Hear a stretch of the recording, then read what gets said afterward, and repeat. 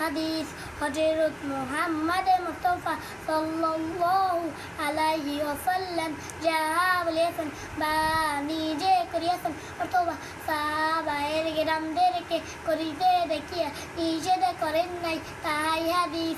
1 নম্বর হাদিস শরীফ, আখিলিদ দীনাকা ইয়াকফিকাল আমালু কলিল, অর্থ তোমার ঈমানকে খাঁটি করো, অল্প আমলি নাজাতের জন্য যথেষ্ট হইবে।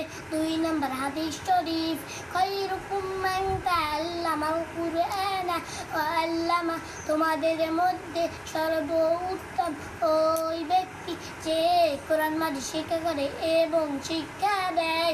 3 নম্বর হাদিস শরীফ, তলাবুল ইলমি ফারিদাতুন আলা কুল্লি মুসলিম, দ্বীনি ইলম তলব করা প্রত্যেক মুসলমানের উপর ফরজ। 4 নম্বর হাদিস শরীফ, আত-তুহুর শাতরুল ঈমান, পবিত্রতা ঈমানের অঙ্গ। 5 নম্বর হাদিস শরীফ, মিফতাহুল জান্নাতিস সালাহ, নামাজ বেহেশতের চাবি।